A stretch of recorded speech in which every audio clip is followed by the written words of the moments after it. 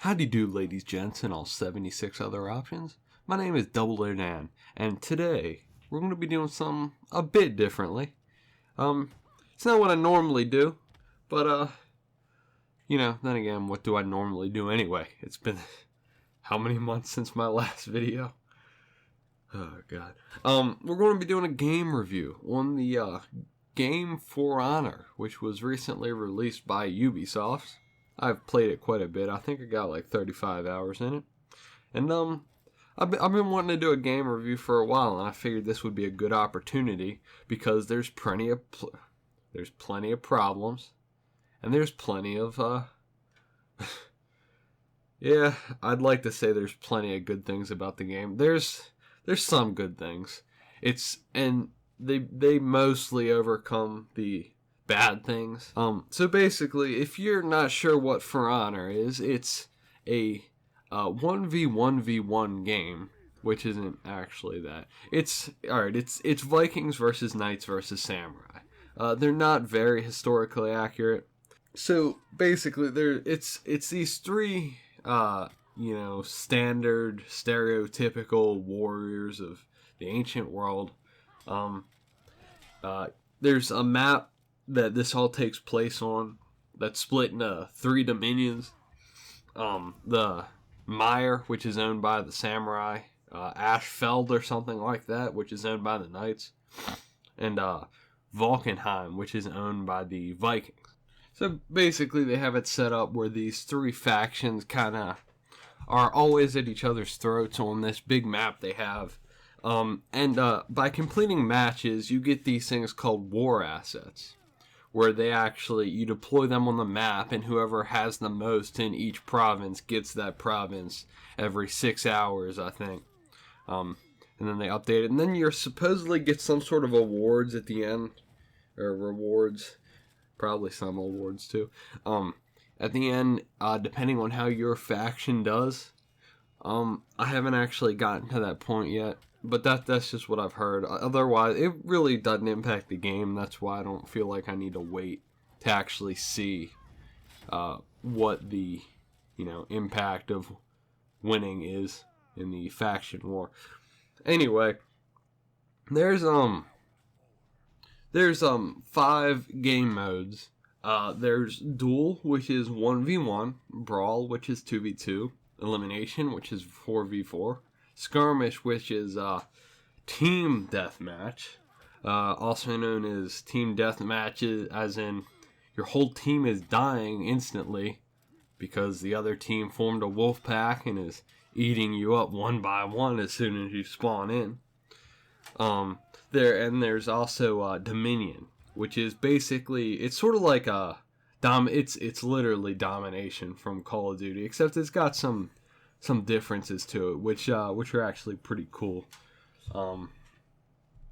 There is also a single player mode, which I have to admit I really enjoy. I mean, it's not like Assassin's Creed level of a single player experience, although they did literally have a mission where they have like 3 spots for you to jump down as the assassin girl and land on people's backs and slash them into pieces like an assassin. But yeah. It is very hard at some points for that. But actually I probably should talk about this later. Yeah. I'm actually going to start right now with the review with the cons. Because I'll do the cons now, and then maybe the pros can salvage your opinion of the game. I will put a annotation if you just want to see my overall score of the game. At the end of this review, I'll put that in an annotation if I remember. If I don't, leave a comment and tell me to. Anyway, so let's get into this with the cons. All right, so the first con is the controls suck on PC. They really, really do. The keyboards, it's alright. It's kind of hard to work with generally, so I could give a pass on that. But blocking is you use your mouse and you point it in one of 3 directions, which is like down, left, down, right, and up. Up to block forward, and the other two to block on their respective sides. Also the back, which is really annoying when someone just spins around in less than a millisecond and blocks an attack from behind. But that's kind of just an issue of, you gotta make it so you can't block an attack behind you while you're blocking an attack in front of you. Maybe some classes could do that, like the Orochi, which is like a ninja. Even though it doesn't look like a ninja, people call it a ninja for some reason. Anyway, there's really not a good solution for this, just because, like, maybe if you were to bind the arrow keys to it and only use the keyboard, but I feel like that would take a bit of getting used to and might not even work that well, just for panning the camera. Yeah, you could also use a controller, which I've been told is a lot better, but I haven't used a controller since the days of the PlayStation 1. So I just can't really get a feel for it. I have to use the mouse and keyboard. Yeah, that's pretty much all I can say about the controls. It's really not Ubisoft's issue. It's just the way the keyboard is generally. Alright, on to the next con. Alright, so the next thing on my list is, it's god dang spam. So there's just so many things in this game. It's a really good game if you get an actually good fight where people try to fight with honor. But it's not very common, especially in the game modes with more than like 2v2. So alright, so there's multiple types. I got a little thing written down here. Just a note. Alright, so guard blocking is the first thing. And I'm going to show some clips here intertwined with this audio that I'm recording separately from the game. So basically, guard blocking is you can hit people with your sword hilt or whatever and basically make them vulnerable. They can't really do anything for a second. I don't know if it's actually a second, it's just, approximation. But it's useful sometimes for ending a fight that you can't break the people. But it leads to a lot of issues, such as literally just spamming guard block so that you can't do anything. Because you can guard against a guard block, but the reaction time, you basically have to know they were going to do it for your reaction time to be able to deal with it. At least for me, I've seen some people guard block actually pretty good. My reaction time is just not good enough to deal with it. Also, this leads to a lot of issues. Aside from just not being able to attack. For example, environment spam, which is the next spam on my list. So, people can throw you off ledges.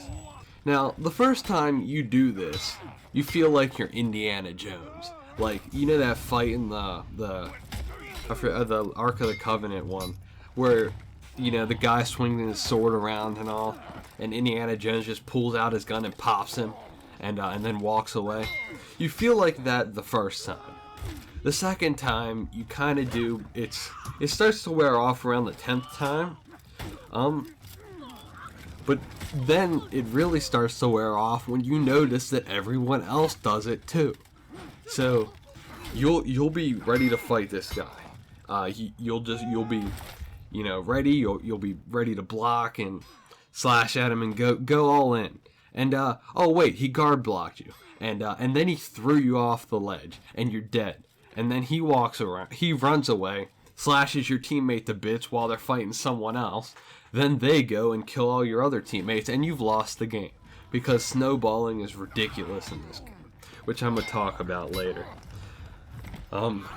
There's also spikes everywhere. I can't believe how many times in a 35-hour period where I've just meant to throw someone against the wall so I could get an easy hit in, and accidentally killed them when they landed in spikes on the wall. Now, this also, there's fire too, and fire's not as bad because it doesn't kill you. It damages like a third of your health or something. Which, I'm not as bad with spikes, and even you can even throw people off ledges, and if they don't land like out of the map and die, you can jump down and slash them. I'm okay with those three a lot more than just throwing people off cliffs. But it's kind of stupid, you know, just to stumble back when someone slashes you into spikes and then you're just instantly dead. And then they can run off and slash your teammates, like I said before. Now, I thought of a solution for this. I don't know if you ever played Pokemon before, but there's actually there's a move called Destiny Bond, which some psychic Pokemon get. Basically, what happens is if a Pokemon kills you after you use Destiny Bond on it, that Pokemon also dies. Now, I feel like it would be nice to have the option to, if someone were to throw you off a ledge, just have a quick you know, prompt or something where you can press a button and grab them and drag them with you. Like, alright, so guard blocking is ridiculously hard. Like I said, you have to basically know they're going to guard block you. Make guard block breaking, where you stop their guard block. Make that easier and take less of a reaction time, and make it a possibility to drag them with you, and just make that as hard as guard breaking is. Just so there's something keeping people. They have to weigh the benefits with the downsides of throwing you off. Yes, if you know, you can run up and throw people off, but are you going to really do that if they're going to drag you with you and you're just going to both die? You know, or would you rather try to actually fight them after that? Which I think most people would. But yeah, that's just my fix for it. I feel like that's one of my most reasonable fixes too. I don't see why they couldn't include that either. But yeah. This leads me to my next point actually. It's I call it wolf pack spam. People gang up on you. Is it gang? I think it's gang up. They basically someone will be really good and they'll beat their you know, what do you call it? Their match like fairly quickly. Then they run off and they slash one of your teammates in the back while they're fighting their guy. And now you've got 4v2. And they can run off and slash you if you can't kill your guys quick enough. So basically it's a time game for most matches. Now I will make a note later of some decent matches, but for the most part, whoever has the if you have one bad player and the rest of the team isn't even good, they're just decent enough to block you for long enough for your one bad player to die, then they've basically won, because you'll get slashed in the back, because the blocking system for outside enemies that you're not currently facing in combat, it's good for emergencies, but if you take 4 blades within a less than a second period to the back and front and sides, you're basically dead no matter how good you are at blocking. And they have a revenge mode that tries to help you with this, which doesn't always work. Like, basically what you do, it basically gives you half your health back and makes you do more damage and be able to get through blocks easier. Like, sometimes it throws people to the ground and other times it doesn't. I really haven't figured out what decides that. But it's kind of, it's useless. Again, if you got 4 blades going into you in less than a second, it doesn't matter. It's kind of useless, and I basically, which they have a gear system, I basically just ignore it and boost the things that aren't related to revenge mode. But yeah. Now, I do have a solution for this that it's not perfect, but it's better than the revenge mode they have currently. I'm thinking they have to have some kind of an adrenaline boost. If you've got 4 guys around you, your guy is probably freaking out, all jumpy. Reflexes are probably really good because of his adrenaline at that moment. Just give him more health or something. Make him run faster, so that he can get away, maybe revive a teammate or something. Even if you didn't increase his health or his attack, if you made him run a lot faster, just so that he could get away and revive a teammate, that would be great. But you could also give him more health, and maybe make him do more damage so that he has, and attack faster too.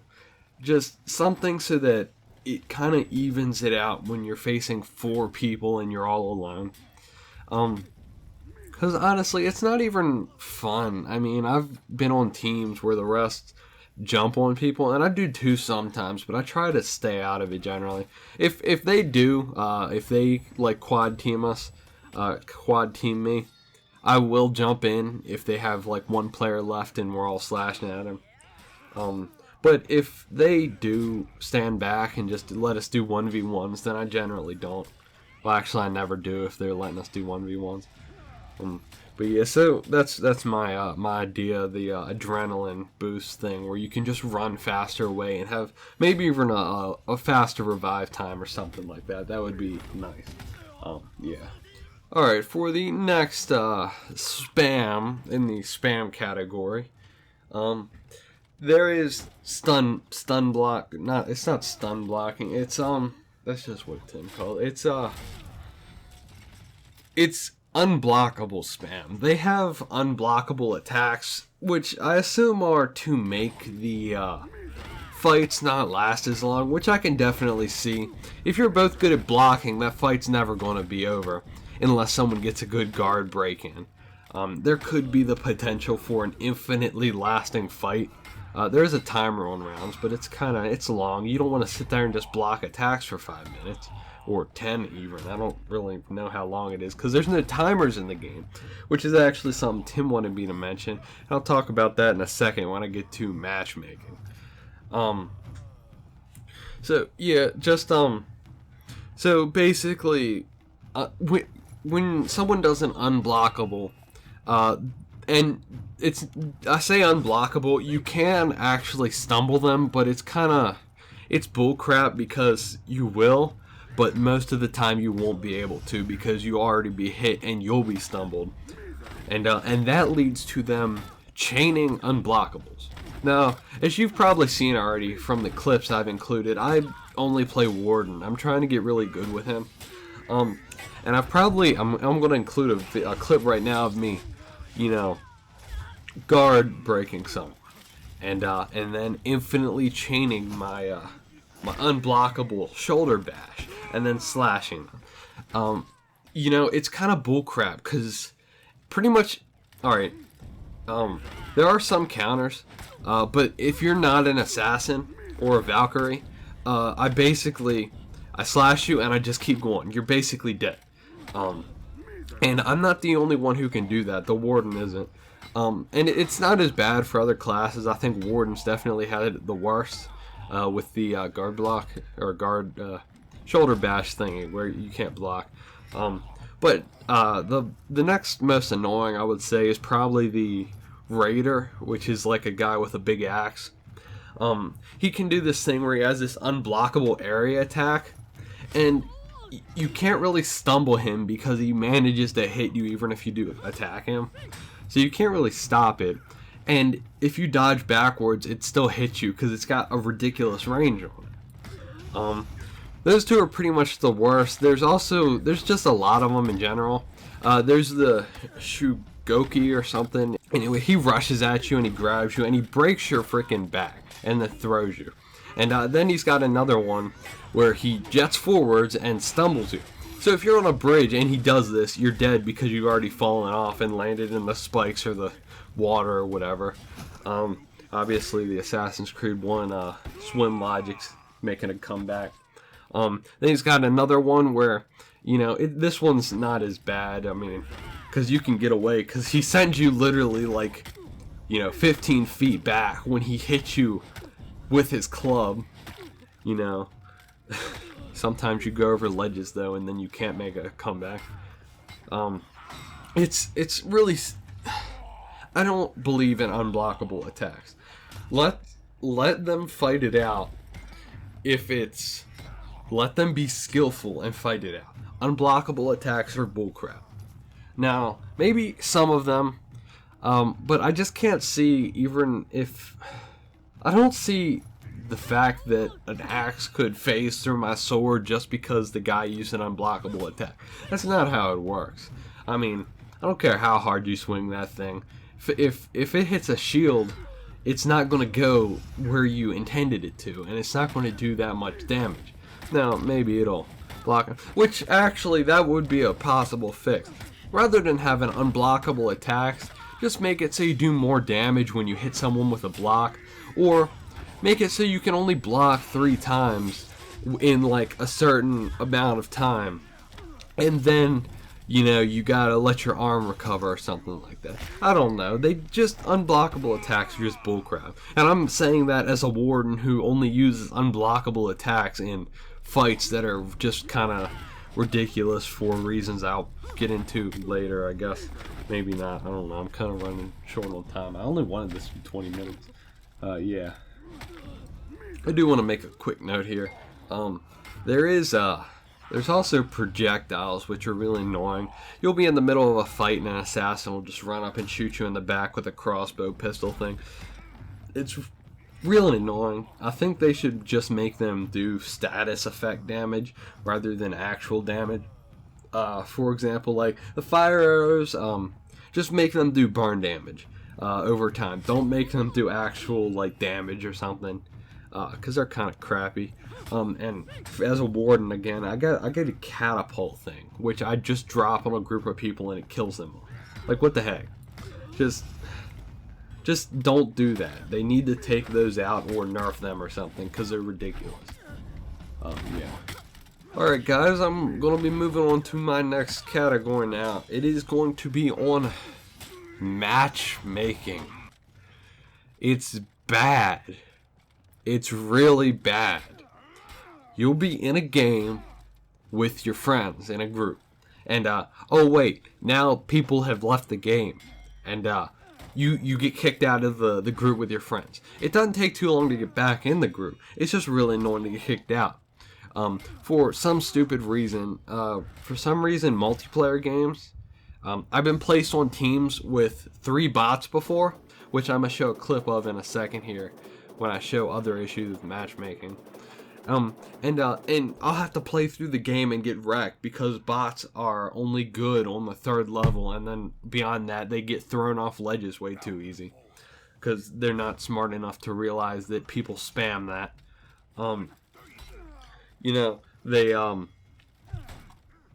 But for some reason I'll get into a lobby. And then 4 people will leave, 4 out of 8. And then they have to disband the whole lobby rather than putting us on 2 teams of 2 with 2 bots each. I mean, I don't see why it's so hard. I don't think they need to disband the whole lobby just because, some people left. I mean, I'd still consider it a multiplayer game if at least half the people are multiplayer. Or, players or whatever. I don't know. Because then that brings up more issues with actually finding games. I'm going to show a clip in a second here. But, like I said, I got placed into a lobby with three bots. But then I tried to join a game right after that, and all the servers were full. I couldn't get a game. What the heck?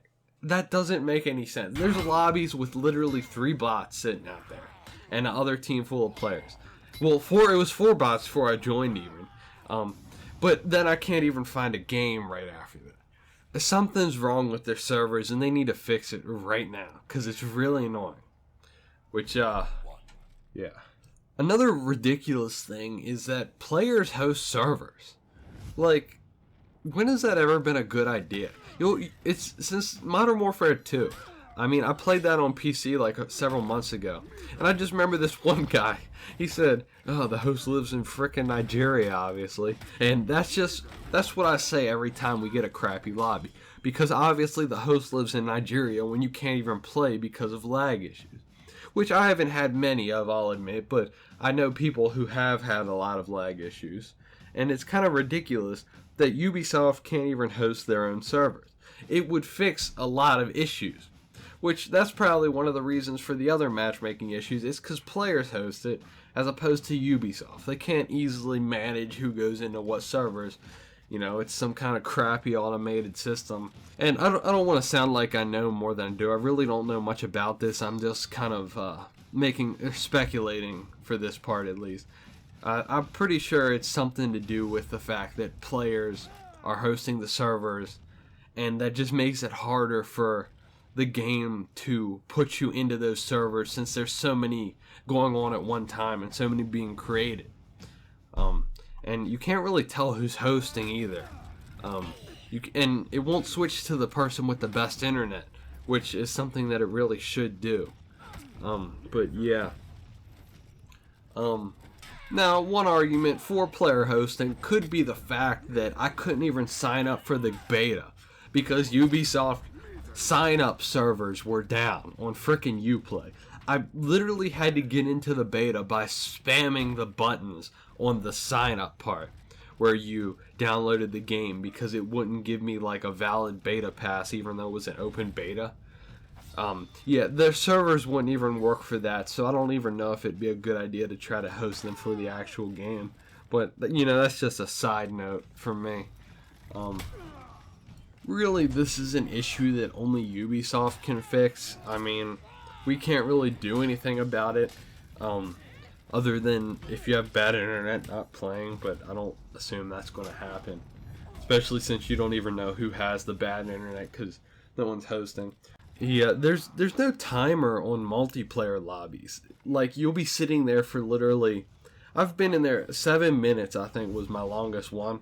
Because I timed a bunch of them yesterday just for, like, a quick, you know, a few numbers to back up some of the things I say.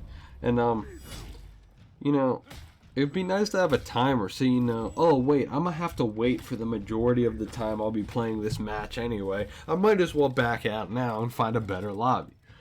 That's probably why, too. It's because the player hosting, they don't want people to leave lobbies that it's going to take quite a while to actually get into the game, which is ridiculous. Just host your own servers, Ubisoft. It's not that hard. And delete Uplay while you're at it, god dang it. Alright, I feel like I've talked about most of the issues with the game. I think we're going to move into the pros category now. There's some really good ones. They outweigh the negatives by far, though. I will rate this game positive at the end, just for a spoiler alert. So my first pro is that it takes skill to win. Yes, there's annoying things people do, but there's counters for everything. So while you can complain about getting thrown off, you could also just try to practice getting really, really, you know, always being ready to break that block, which is impossible for me because my reaction times just suck that bad. Now, yes, there's annoying people too. I was going to have this as a section, but in negatives, but I'll just talk about it real quick. There's just really spammy characters, other than the invincible one, like the ninja and the peacekeeper. They basically just roll around and slash you, and you really can't do anything about it once they get into like a roll with you, basically. I mean, it's not even unblockables. They just roll around and keep hitting you, and you're basically dead. Same thing with the Nobushi, the spear poison girl, whatever. Yeah, but again, there is counters for everything. If you're getting slashed to bits, just stand back and block and parry, and then you can get them back, get a good hit in, and maybe you can start up a chain of attacks. So yeah, there is skill involved. There definitely is, if you're not being attacked by 4 people, which I have beaten 2 people with their crappy block system for people outside the fight. I've never beaten more than that, and that was only once that I actually was double teamed and won. And that's because revenge mode actually came in handy for once. But yeah, so and combat is semi believable. Shields are really good.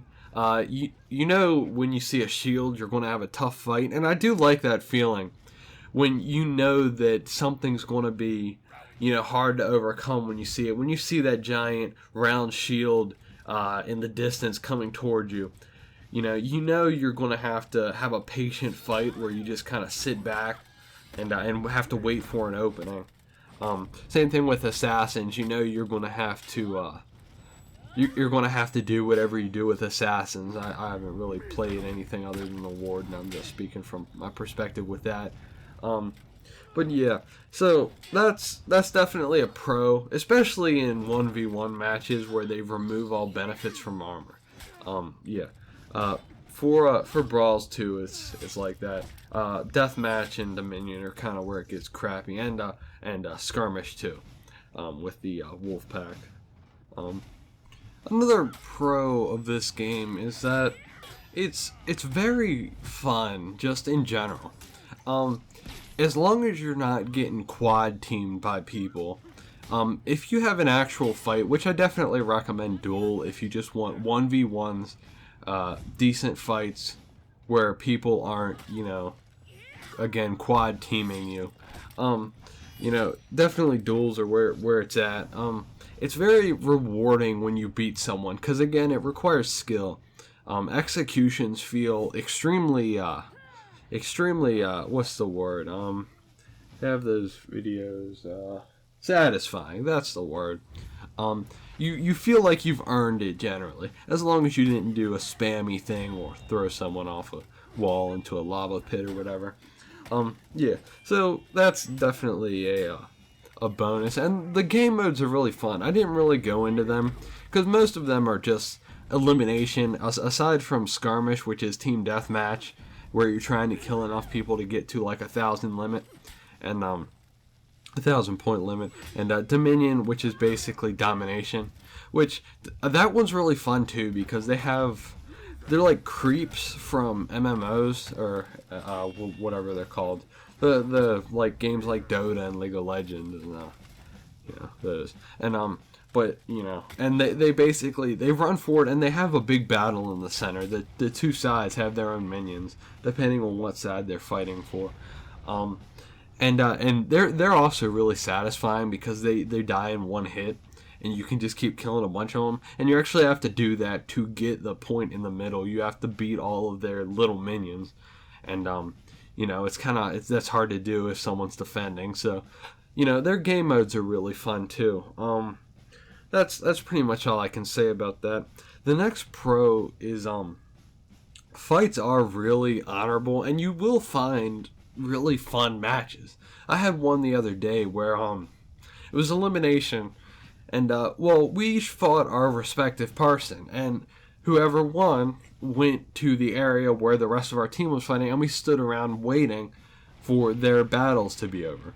And if they got defeated, we would stand there, we would wait for the person to regain their footing who beat our teammate, and then we would go at it again.